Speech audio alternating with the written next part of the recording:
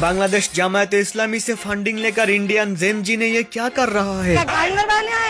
এই সিজেপি থেকে বাম কমিউনিস্ট থেকে এদের এই মানে আন্দোলন করার ফান্ডিংটা আসছে পুরোটা বাংলাদেশ পাকিস্তানের জামাত সংগঠনের ওখান থেকে।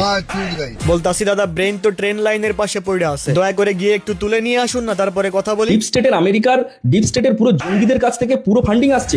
डिप्रेशन मैं डिप्रेशन में रहता हूँ हमेशा, अब भी मैं डिप्रेशन में हूँ। বিশ্বাস করেন রাসেল ভাই, ইন্ডিয়ার পুরো আন্দোলন জুড়ে আমি জাস্ট এই একটা কথা শোনার জন্যই অপেক্ষা করতেছিলাম। তাও এইসব বাথরুম এক্সপ্লেনারদের মুখ থেকে। মানে বাংলা খেয়ে রেল লাইনের পাশে যে পরিবেশ দূষণকারী লোকজন যখন স্মার্টফোন হাতে পায়, বিশ্বাস করেন দাদারা, আপনাদের কথাবার্তা শুনলে মন চায় মানচুদা স্টাইলে আপনাদের ছেড়া ভাঙ্গি, কিন্তু কি আর করা, গাধা পিটায় কি আর ঘোড়া বানানো যায়? পুরোটা বাংলাদেশ পাকিস্তানের জামাত সংগঠনের ওখান থেকে।